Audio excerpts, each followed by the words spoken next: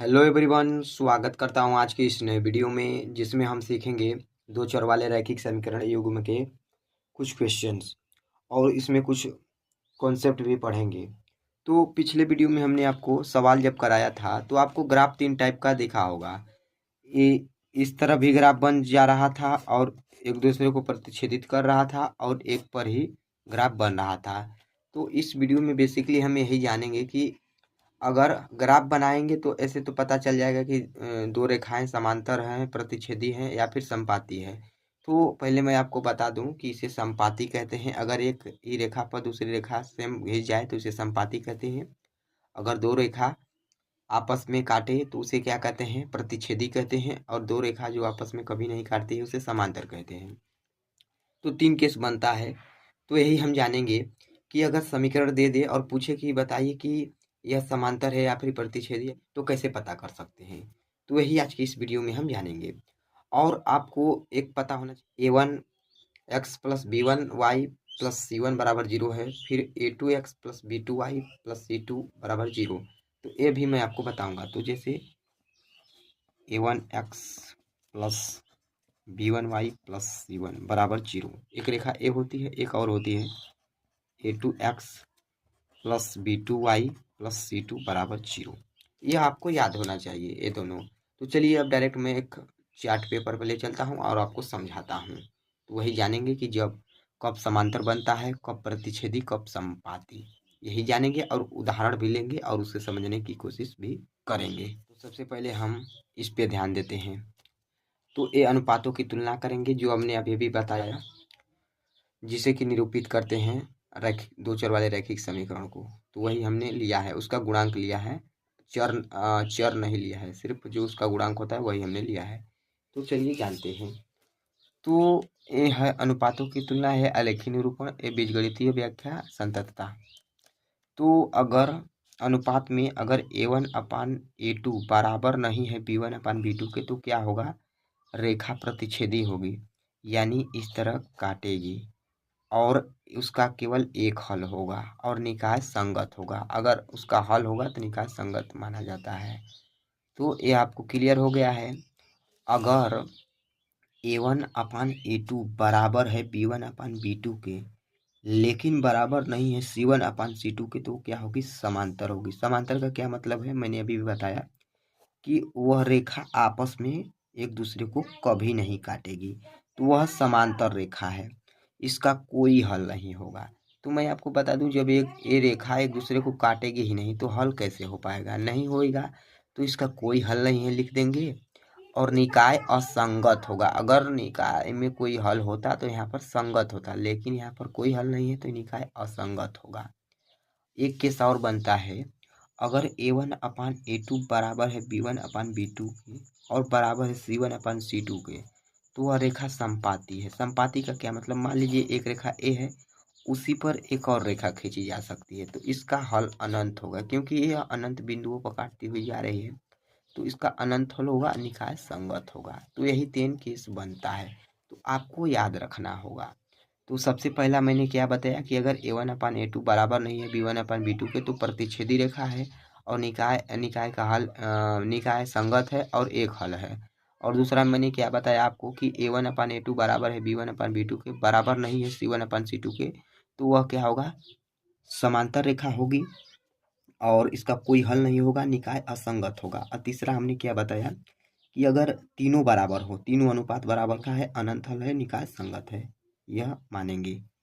अब चलिए इसी पर आधारित क्वेश्चन को सॉल्व करते हैं। तो हमने यह एग्जाम्पल लिया है क्या? 3x माइनस 5y प्लस 8 बराबर 0 और 7x प्लस 6y माइनस 9 बराबर 0। तो हमें यह बताना है क्या कि यह प्रतिच्छेदी है या फिर समांतर है या फिर समपाती है। तो क्या मैंने फार्मूला भी बताया, तो उसी पर लगाएंगे। तो इसे क्या मानेंगे? इसे a1 मानेंगे, इसे b1 मानेंगे, इसे c1 मानेंगे और इसे a2 मानेंगे, इसे b2 मानेंगे, इसे c2 मानेंगे। तो लिख लेते हैं सिस्टमेटिकली। तो a1 बराबर हमने बता ही दिया, b1 बराबर हमने बता ही दिया, c1 बराबर हमने बता दिया। तो चिन्ह के साथ लेना होता है। तो चलिए अब हम जांच करते हैं। तो कैसे जांच करेंगे? तो क्या लेंगे, इसका अनुपात इससे लेंगे तो 3/7 लिखेंगे और एक हो गया। उसके बाद दूसरा लिखेंगे, एक किसका अनुपात आया है, A1 अनुपात A2 का है।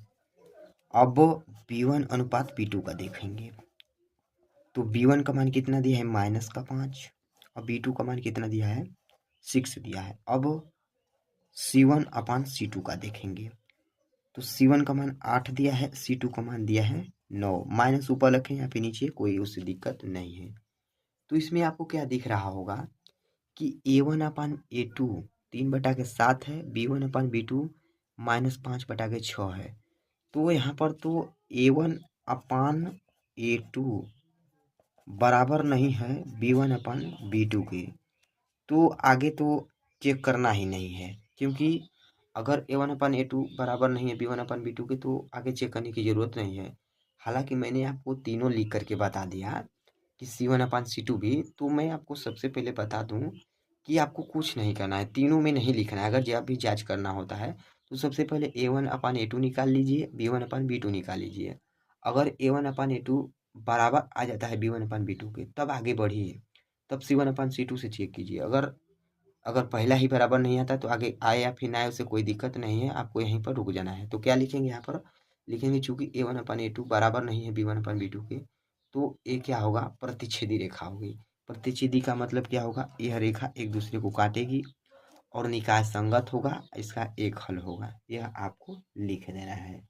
तो उम्मीद करता हूँ आप लोगों को यह क्वेश्चन समझ में आया होगा। चलिए दूसरा क्वेश्चन लेते हैं और उसे समझने की कोशिश करते हैं। दूसरे सवाल में दिया है 4x + 3y - 7 = 0 और 12x + 9y - 21 = 0। इसे भी हमें क्या जांच करना है कि क्या है, निकाय संगत, संपाती या फिर समांतर है।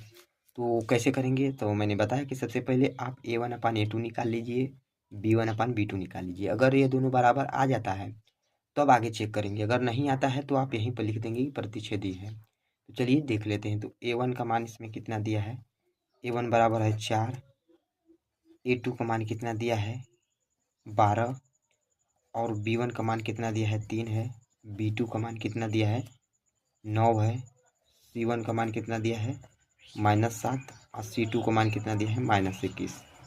तो यहाँ निकाल लिए। अब A1/A2 निकालिए।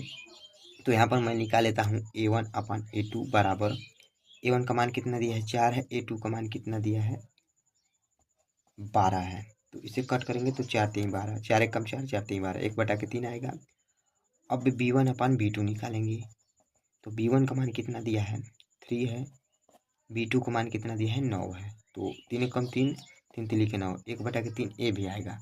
तो हमने देखा कि A1/A2 बराबर है B1/B2 के। तो अब क्या करेंगे, चेक करेंगे C1/C2। तो यहाँ पर चेक कर लेते हैं C1/C2। C1 का मान कितना दिया है, C1 का मान -7 है और C2 का मान -21 है। तो माइनस से माइनस कट जाएगा, 7 कम 7, 7 लिखे 21, यानी A1/A2 बराबर है B1/B2 के, बराबर है C1/C2 के। तो ये क्या होगा, संपाती है।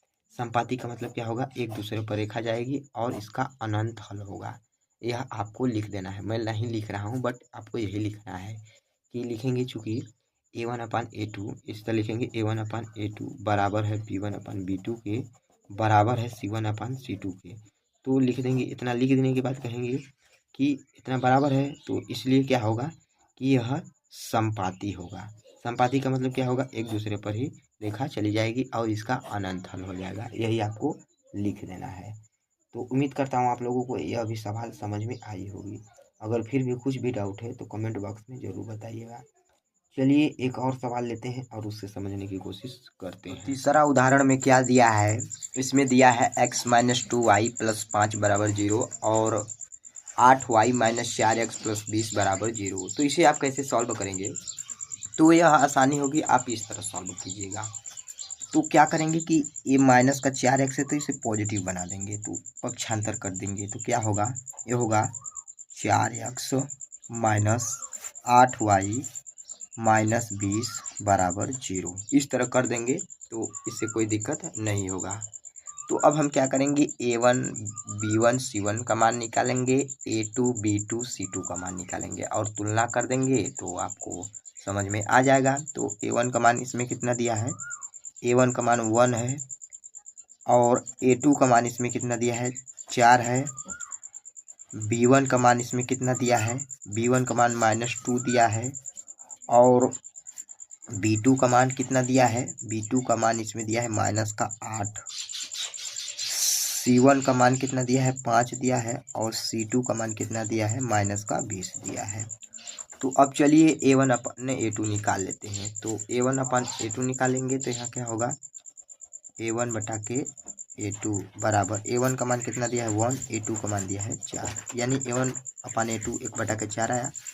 अब B1 अपन B2 निकालेंगे तो लिखेंगे B1 अपन B2 कितना है, B1 का मान -2 है, B2 का मान -8 है। तो माइनस से माइनस कट जाएगा, 2 1 कम 2 और 4 दूना क्या आता है, यानी 1 बटा के 4 आएगा।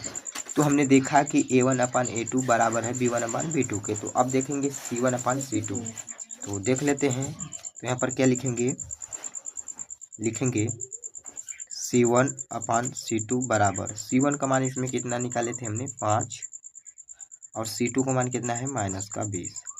तो 5 कम 5 और 5 चौके 20, यानी ये कितना होगा 1 बटा के 4 माइनस का।